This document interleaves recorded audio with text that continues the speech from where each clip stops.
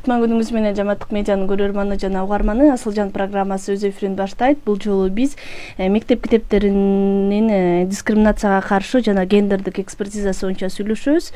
Ал үчүн студияга Коом долбоорунун координатору, гендердик эксперт Бактыгүл Исламбекованы чакырганбыз. Кутман күнүңүз менен студияга кош келдиңиз. Саламатсыздарбы?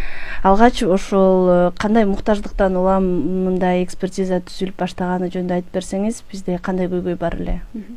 Мен кыскача тарыхын айтып кетсем, 2019-жылы абдан көп ошол эле китептердин мазмуну боюнча мындай сын пикирлер айтылып, социалдык тармактарда абдан активдүү талкууланган учурлар болчу. Ошол 2019-жылга чейин. Анан ошондон кийин дагы мындай бир эксперттик демилгенин алкагында, ошол бир долбоордун алкагында дагы ошол биринчи апробацияланып, биз бир нече эксперттердин тобу тарабынан атайын ушундай бир биринчи класстан 11-класска чейинки азыркы мектепте окутулуп жаткан ошол кездеги китептерден 40 китеп тандалып алып, биз ошол апробациянын алкагында дагы аларды ошол антидискриминациялык гендердик экспертизадан өткөрүп көргөнбүз. Өзүбүз кыскача эле мындай бир критерийлерди иштеп чыгып, анан бул 2017-жылы болгон иш-чара жана ошонун жыйынтыктары абдан өзүбүздү дагы таң калтырчу жыйынтыктар болгон. Чындап эле бизде ошол абдан көп окуу китептерде, окуу материалдарда мындай бир репрезентацияда көбүнчө мындай бир теңсиздик бар экен да. Мисалы ошол эле аялдар, кыздар көбүнчө бир эле ролдордо репрезентациялана берет экен. Ошол китептерде чагылдырыла берген ролдору, мисалы ошол эле салттуу кожойке, эне же чоң эне, ушундай бир ушундай ролдордо көбүрөөк чагылдырылса, ал эми эркек балдардын ролдору көбүрөөк экен, вариативдүүрөөк экен да. Мисалы ошол эле менин эсимде биринчи жолу ошол китептерди ачып анализ кылганда, 1-класстын алипе китебин анализ кылганда карап көрсөк, ошол эле кесип маселесинде дагы атайын сүрөттөр бар экен дагы. Ошол бир нече бир 15ке катар кесиптер болсо, ал кесиптердин баардыгын эркек кишилер чагылдырылган да. Ал эми биз болсом ошол жаш балдарга маалыматты бергенде алар тамактай эле баардыгын өзүнө сиңирип алат дагы. Аларда эч кандай мындай бир критикалык ой жүгүртүү болбойт. Анан көбүнчө ошол менин оюмча ошондой бир кыздардын деле салттуу мындай бир маянасы аз болгон кесиптерде көптүктү түзүп, ал эми башка кесиптерде аз болгону дагы ошол биз алардын ошол окуу китептери менен дагы түзмө-түз байланышы бар болуш керек деп ойлойм да. Анан ошол экспертизанын алкагында дагы ошол жыйынтыгы боюнча биз атайын ушундай эксперттер арасында ошол эле билим берүү жана илим министрлиги менен чогуу презентация кылып талкуулаганбыз ошол экспертизанын жыйынтыгын.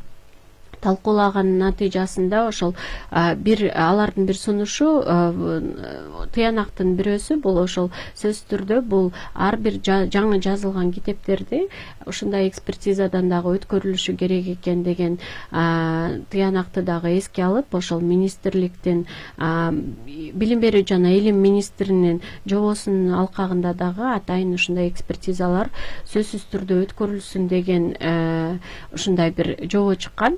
Ошол жобого ылайык атайын эксперттер тарабынан министрлик менен чогуу методология иштелип чыккан. Ошол 2019-жылдан бери сиздер өзүңүздөр да билесиздер, баардык китептер ошол биринчи таратылганга чейин, алар ошол басылып чыкканга чейин сөзсүз түрдө 4 түрдүү экспертизадан өтүшү керек. Ошол илимий экспертиза, илимий практикалык экспертиза жана ошол 4 экспертизанын бирөөсү бул ошол антидискриминациялык жана гендердик экспертиза. Жана ошол 2019-жылдан бери азыр ошол баардык китептердин долбоорлору ушул экспертизадан дагы өтөт жана 4 түрдүү экспертизадан өткөндөн кийин гана министрликтин ошол таратылганга сунушталат деген, колдонулганга сунушталат деген грифи берилгенден кийин гана алар басылып чыгарылып, анан мектептерде таратылат. Жана бул жерде дагы бир маанилүү нерсе бул ошол кийин бир гана китептерге гана карабастан бул ошол биз атайын окуу методикалык комплекси деп коебуз. Ал жакка бир гана окуу китеби кирбейт, ошол эле мугалимдер үчүн методикалык колдонмо кирет, жана ошол эле окуу тетради да кирет. Жана ошол дептер дагы кошулуп, ошол бардык комплекстүү экспертизадан өткөрүлүшү керек. Жана азыр ошол предметтик жана жалпы билим берүү стандарттары дагы бул экспертизадан өтүлүп жатат. Демек сиздер бул авторлор менен же жанакы экспертизаны өткөзүп турчу эксперттерди даярдап окутуп жатасыздарбы? Кандай иштер аткарылып атат? Бизде буга чейин дагы ошол социалдык технологиялар агенттиги коомдук бирикмесинин өзүнүн ошол Даткайым деген долбоордун алкагында дагы бир сыйра ошол эле апробациядан өткөргөн мугалимдерди, ошол окуу китептерин жазган авторлорду, деги эле ошол экспертизага, деги эле ошол окуу китептерин иштеп чыкканга тиешеси бар иллюстраторлорду же болбосо ошол эле басмакананын адистерин, редакторлорду жана өзүнчө эксперттерди да окутканбыз бул методологияга. Андан кийин азыр ошол Инком долбоорун ишке ашырып жатабыз. Бул дагы Европа биримдигинин каржылоосу менен ишке ашырылып жаткан долбоор. Ошол долбоордун алкагында дагы былтыры 23-жылы 60тан ашуун ошол авторлорду, эксперттерди окутуп чыктык, методология менен тааныштырып. Бирок ал сөзсүз түрдө эле ошол 2-3 күндүк тренингди өткөндөн кийин эле сертификат алып алар эксперт боло калбайт. Сөзсүз түрдө алар өздөрү дагы министрликте өз алдынча көз карандысыз тестирлөөдөн өтүшү керек. Жана тестирлөөдөн өткөндөн кийин аларга атайын ушундай экспертиза өткөрүү үчүн жөндөмү бар деген сертификат берилет. Жана ошондон кийин алар өздөрү ошол министрликтин дагы тизмегине кирет. Министрликтин өзүнүн ошондой эксперттердин тизмеги бар. Жана кол жазмалар аларга түшкөндөн кийин алар сөзсүз түрдө ошол эксперттердин арасынан дагы ошол ким бош болсо, ким алса анын да жөндөмүнө, мисалы ошол эле кыргыз тилдүү эксперттер бар, орус тилдүү, англис тилдүү эксперттер бар. Жана ошолордун арасынан атайын алар менен келишим түзүп, экспертизанын дагы бир абдан маанилүү нерсеси бул ошол эксперт менен китепти иштеп чыккан авторлор түзмө-түз иштешпейт. Алар сөзсүз түрдө ортосунда ошол министрлик аркылуу иштешет дагы. Анан эксперт ал кол жазманы экспертизага алганда дагы авторлордун аты жабык берилет алар үчүн. Жана алар ошол светофордун түрүндө 3 баа берилет, ABC деген. Эгерде биринчи эле A деген бааны алса, бул бардык стандарттарга айкалышат. Жана бул китепти чыгара бергенге мүмкүн антидискриминациялык жана гендердик экспертизадан өттү деген баа. Эгерде B деген баа берилип калса, сөзсүз түрдө бул кошумча иштеп чыгууга кетирилет. Ал эми деген баа берилсе, бул ошол көп мазмунун дагы ошол көп көлөмдө кескин түрдө кайра башынан иштеп чыгылышы керек дегенди билдирет. Бирок сөзсүз түрдө ошол баасын алганга чейин кайрадан ошол экспертке дагы же болбосо авторго кайра иштеп чыгууга жөнөтүлөт. Жана андан кийин кайра эксперт дагы бир жолу карап чыгып, анан башка баа бергенге мүмкүнчүлүгү бар. Жана ошо көйгөйлөрдү айтып атканда бизде ролдорду, кесиптерди туура эмес кабылдоодон башка да кандай бир дискриминациялар же гендерге сезимталдык эмес материалдар орун алат экен? Бул экспертизанын алкагында деги эле өзү бул экспертизанын максаты бул бардык маалыматтарда дагы ошол бизде жайылган коомдогу терс стереотиптерди да кайра чагылдырбоо максаты. Анан бул жерде бир гана гендердик маселелер жана гендердик экспертизалар эске алынбайт. Ошол эле мисалы жашы боюнча майыптыгы бар адамдарды же болбосо башка дагы ошого окшогондой бир дискриминацияга алып келбөө үчүн дагы ушундай стереотиптерди жокко чыгаруу максатында дагы бул экспертиза жүргүзүлөт. Анан мындай бир абдан мисал катары байкоо үчүн айтып кетүүчү нерселер, мисалы бизде абдан көп ушул шаар менен айыл жергесинин айырмасы чоң берилет дагы. Ошол эле китептердин мазмунун карап көрсөңүздөр, көбүнчө ошол шаар жергеси эле бериле берет дагы, айыл жергесинин көп өзгөчөлүгү берилбейт менимче. Бул дагы ошол биздин калкыбыздын 65% айыл жергесинде жашаганына карабастан дагы бир мындай бир шаардык жана айылдыктар деген бир теңсиздикке алып келүүчү нерсе болушу мүмкүн деп ойлойм. Жана бул жакта дагы бул маселелерди айкалыш беришибиз керек. Анан ошол эле улгайган адамдар боюнча карасаңыздар, көбүнчө ошол китептерде ошол мисалы экспертизадан 2019 жылдан кийинки гана чыгарылган китептер өттү да, ага чейинки китептер дагы деле мисалы мектептерде иштелип жатат азыр. Ошол ага чейинки китептерди өзүңүздөр ачып карап көрсөңүздөр деле мисалы ошол улгайган адамдар көбүнчө мындай бир алсыз, пассивдүү ролдордо берилет да. Бирок алар деле ар кандай да мисалы ошол пенсионер болгонуна карабастан дагы ошол өлкөнүн өнүгүүсүнө өз салымын активдүү кошуп, мындай бир башка ролдордо деле абдан көп ролдор бар. Бирок алар көбүнчө эле ошол отурган, колуна көбүнчө таяк чагарматып коюшат, ушундай бир алсыз адамдар катары бериле берет да. Бирок алар дагы ар кандай болгон үчүн ар кандай вариацияларды бергенге мүмкүнчүлүк бар. Гендердик мисал боюнча дагы айтып кеттим. Анан үй жумуштарын мисалы ар дайым эле кыздар аткарып, балдардын бош убактысы көбүрөөк болгон вариациялар дагы абдан көп берилет. Бул дагы эмнени билдирет? Ошол кыздар дагы көбүнчө ушундай бир кандай десем, салттуу бир зыян стереотиптердин чагылдыруусу дагы болуп жатат да бул жакта. Анан майыптыгы бар адамдар боюнча карасаңыздар, мисалы биздин окуу материалдарда ошол эле мектептеги китептерде дагы майыптыгы бар адамдар эч кандай көрсөтүлгөн эмес.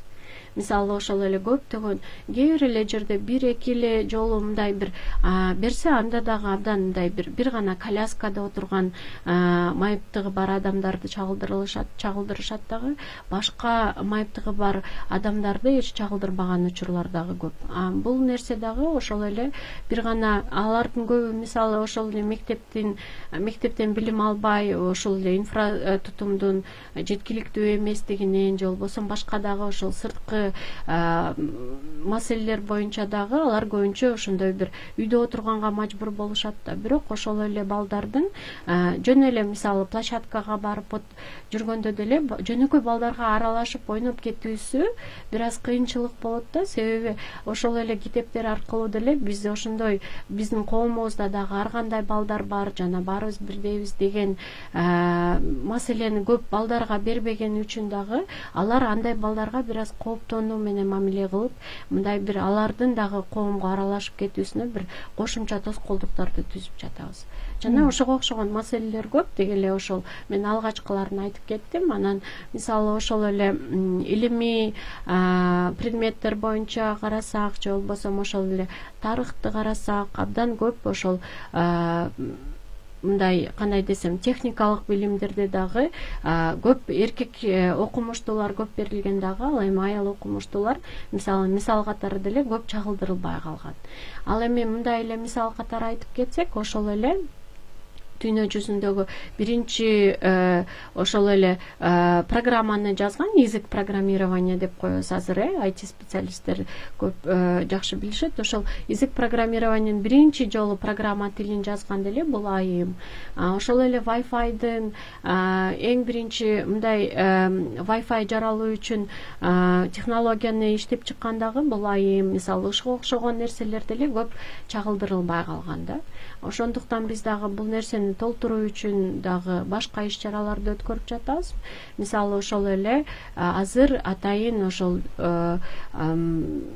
Кара Кыргыз автономиялык республикасынын жаралганына 100 жылдык юбилей болуп атпайбы? 25-жылы ошол юбилейге өлкө даярданып жатат. Ошонун алкагында биз дагы ошол 100 айымдын, белгилүү айымдардын окуясы деген атайын акция дагы уюштуруп жатабыз. Ошонун алкагында дагы мисалы бизде ошол эле тарыхта өз салымы мындай чагылдырылбай калган аялдардын окуяларын чогултуп, ошолорду дагы бир мындай көрүнүктүү кылып, алардын салымын да көрсөткөнгө аракет кылып жатабыз. Жана ошол эле мектептерде дагы ушундай бир балансты сактоо, бул ошол балдардын ой жүгүртүүсүнө, алардын ошол дүйнө таануусуна дагы жакшы таасир этет деген максатта бул антидискриминациялык жана гендердик экспертиза киргизилген.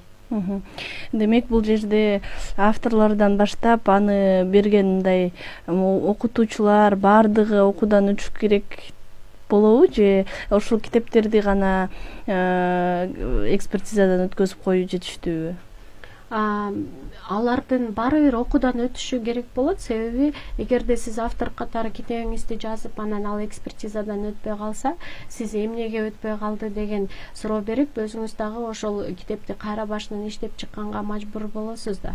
Ошондуктан алардын жумушун жеңилдетүү максатында да биз ошол методология менен тааныштырып, кыскача окууларды, тренинг семинарларды алар үчүн ошол долбоорлордун алкагында да өткөрүп келе жатабыз. Бирок ошол эле антидискриминациялык гендердик экспертизанын методологиясы ачык эле жайгашкан, мисалы ошол эле министрликтин сайтынан же болбосо аларга кайрылып деле алсаңыздар болот, жана өз алдынча дагы аны изилдеп мындай карап чыкканга мүмкүнчүлүк бар.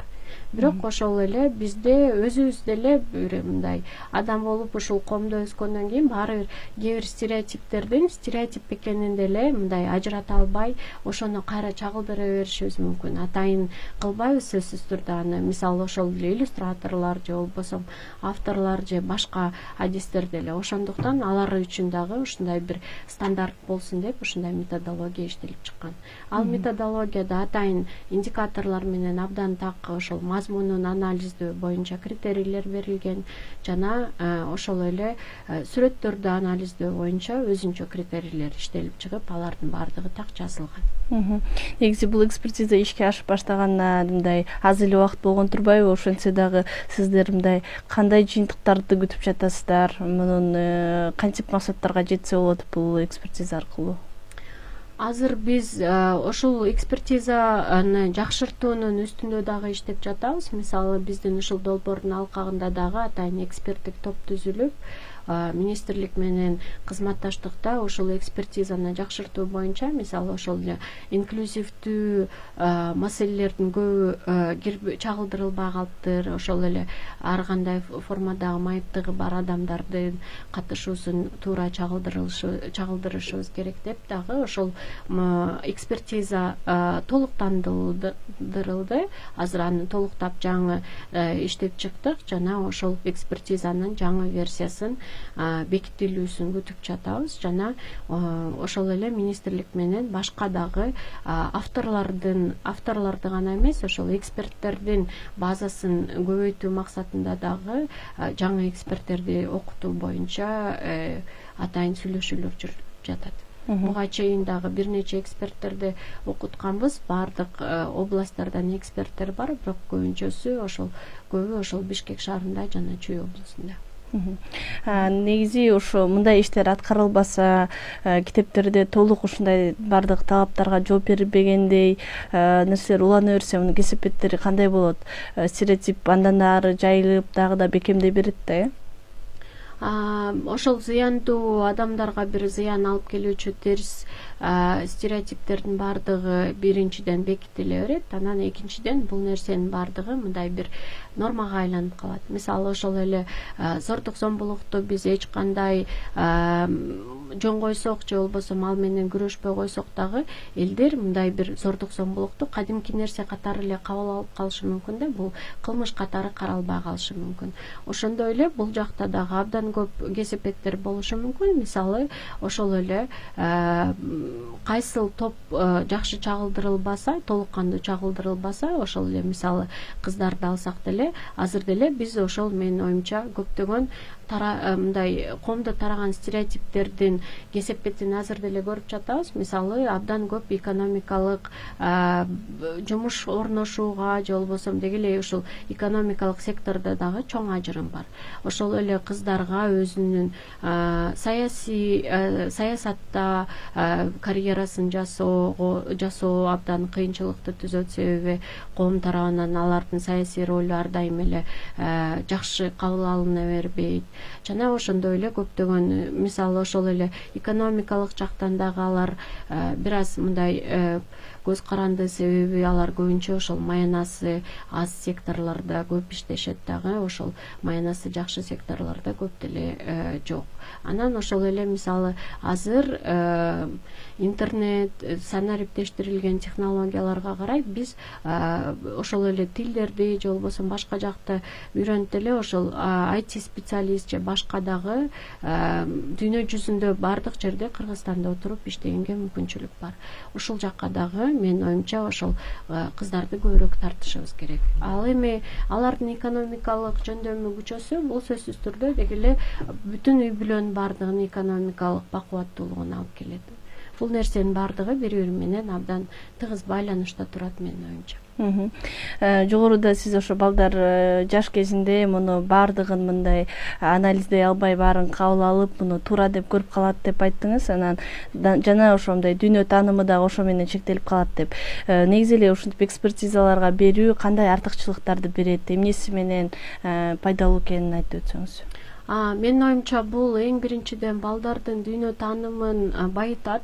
Себеби балдар ошол эле мисалы ар дайым эле энесин үй кожойкеси гана катары эмес, ал мисалы ошол эле окуган окуучу кыздар деле биз мисалы бир гана үй кожойкеси болбой, кошумча мен өзүмдүн жакшы көргөн кесибим, мен ошол кааласам депутат болгонго мүмкүнчүлүгүм бар, кааласам экономист болгонго же болбосо инженер болгонго деген ушундай бир өздөрүнүн дагы менин оюмча мындай бир алдыга койгон максаттары бир гана ошол китептеги жана коомдогу айтылган берилген стереотиптер менен чектелип калбастан кененирээк болот. Анан бул дагы алардын мүмкүнчүлүгүн кеңейткенге жана ошол келечекте жаркын келечек түзгөнгө жардам берет деп ойлойм. Анан бул негизи сиздер мектептеги китептерди окуу китептерин гана мындай экспертиза киргизип жатпайсыздарбы? Андан сырткары дагы башкача кошумча китептер бар да балдар үчүн. Негизи китеп тандап атканда ата-энелер ошо кантип эске алып, эмнелерди мындай байкоо жүргүзүп анан алса болот, мындай сунуш айта аласызбы? Мисалы мындай бир нерсенин бардык эле нерсенин бир тараптуу чагылдырылып бериле бергени дагы менин оюмча балдардын ошол ой жүгүртүүсүн өркүндөткөнгө бир тоскоолдуктарды жаратат да. Мисалы ошол эле Кыргызстандын тарыхы боюнча китептерди алып көрсөңүздөр, бир гана мектеп китептери эмес, мындай жалпы тарых китептерин алып көрсөңүздөр дагы 80-90% бул согуштар берилген дагы мындай бир ошол согуш жөнүндө көп окуялар баяндалгандагы эч кандай ошол эле башка калктын башка катмарынын салымы белгиленген эмес. Мисалы ошол эркек кишилер көбүнчө согушуп кеткенде аялдар ошол жерлерде бала багып калышкан, балдарды тарбиялаган, баары бир мындай бир билим берүү болгон, улгайган адамдар жардам берген, ошого окшогон нерселер болгон да. Ошондуктан анан мурунку китептерди карап көрсөңүздөр, мындай кыргыз коомунда эч кандай мындай майыптыгы бар адамдар жокко эсе да эч кандай чагылдырылып берилген эмес. Ал эми ошол эле китептерди майыптыгы бар балдарыбыз окуп атканда деле алар өздөрү менен мындай элдерди айкалыштырып, алар үчүн деле мындай бир мен кийин ким болом дегенде деле өзүнчө бир жакшы мисалдар болушу керек да. Ошондуктан менин оюмча бул ар тараптуу чагылдыруу эң алгачкысы бул ошол балдардын дүйнө таанымын байытат жана аларга көбүрөөк мүмкүнчүлүктөрдү ачат.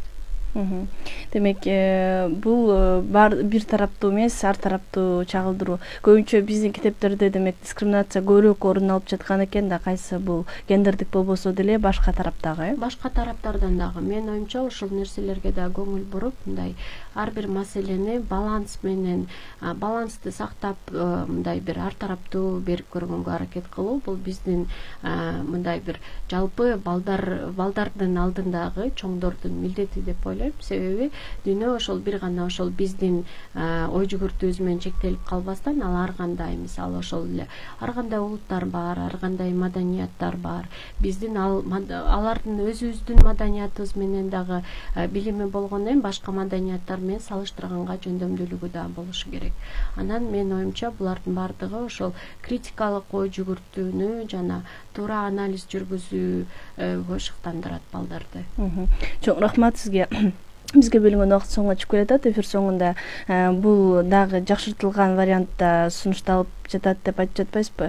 Дагы кандай болуп алдыда уланат экспертизалар? Менин акыркы ошол эле бизде азыр жаңы билим берүү системасында жаңы өзгөртүүлөр болуп, анан жаңы китептер келип, ошол жаңы китептер дагы ошол биздин окуучулар үчүн адаптацияланып чыгарылат деп жатышпайбы? Ошол китептер дагы ушундай экспертизалардан өтүп, ошол жакшыртылып чыгарылат деген үмүттөмүн. Жана ошол эле азыркы биз толуктаган нерселердин баардыгы ошол китептерге карай дагы эртерээк кабыл алынып калса, ошол китептер дагы өтөт. Анан менин оюмча ушул маселелерге бир гана эксперттердин, ошол эле китеп жазганга тиешеси бар адистердин гана көңүлү бурулбастан, деги эле коомдун көңүлү бурулуп, биз өзүбүз деле мисалы балдарды тарбиялаганда ушул нерселерди эске алып койсок, менин оюмча бул абдан жакшы жыйынтыктарга алып келет. Деги эле бизде ошол келечекте билимдүү балдарды тарбиялаганга өбөлгө болот. Биз ошо зордук зомбулукту алдын алууну мектептен башташ керек, бала кичинекей кезинен башташ керек деп көп айттык эле буга чейин. Бул болсо ошол алар окуп жаткан, азыр эмне менен өсүп жатканына көңүл буруп, ошол жакта иштер жүрүп жатканынан маалыматтарды бердиңиз. Сизге чоң рахмат, убактыңызды бөлүп угармандарга пайдалуу маалыматтарыңыз менен бөлүшкөнүңүзгө. Урматтуу Жамааттык медианын көрөрманы жана угарманы, сиз Асылжан программасынын кезектеги көрсөтүүсүн көрдүңүз. Бул жолу биз мектеп китептериндеги дискриминацияга каршы жана гендердик экспертиза тууралуу сүйлөштүк. Бүгүн биздин студияда мейманда Инкоом долбоорунун координатору, гендердик эксперт Бактыгүл Исламбекова болду. Эфирди мен Айгерим Кубатбекова алып бардым. Кайрадан эфир аркылуу амандашканча саламатта туруңуз.